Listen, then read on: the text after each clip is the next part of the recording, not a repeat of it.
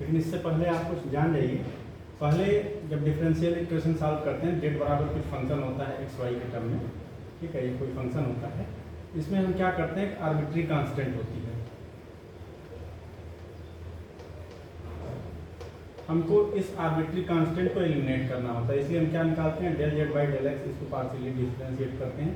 ऐसे ही del Z by del Y partially differentiate करते हैं।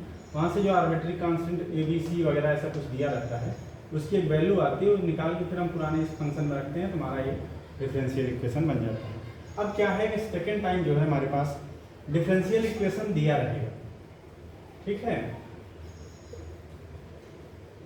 कि del two Z upon del X into del Y, कुछ इस तरीके से एक फंक्शन दिया रहेगा यहाँ पे एक्स वाई के टर्म में।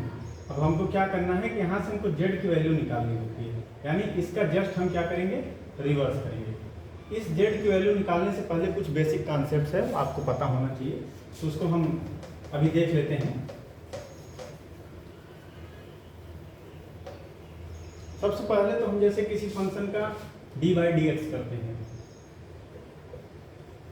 इसी को हम पार्शियल डिफरेंशिएशन के रूप में डेल बाई डेल एक्स करते हैं किसी फंक्शन एफ का। यहाँ जो प्लस कोई कांस्टेंट अगर सी है, ठीक है, जब इसको हम डिफरेंशिएट करते हैं तो कांस्टेंट है ये जीरो हो जाता है, ठीक है, यहाँ पे ध्यान दीजिए।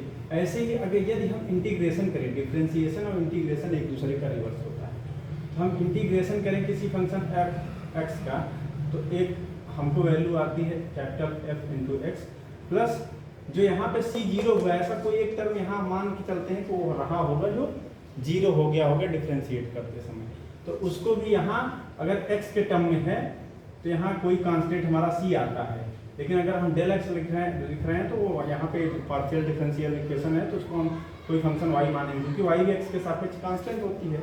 कुछ इस तरीके से मान के चलेंगे। जब हम इंटीग्रेशन करेंगे तो इंटीग्रेशन करने के बाद एक ऐसा फंक्शन हमको प्राप्त होगा जो यहाँ जीरो हुआ था, वो तो यहाँ पता नहीं चलेगा, तो हमें ये मानते हैं कोई एक कांस्टेंट हमारा सी आ गया, और सी को हम यहाँ किससे डिनोट करेंगे, एफ इंटू वाई से। चलिए हम एक एग्जाम्पल लेके चलते हैं और उसी से आपको समझाते हैं।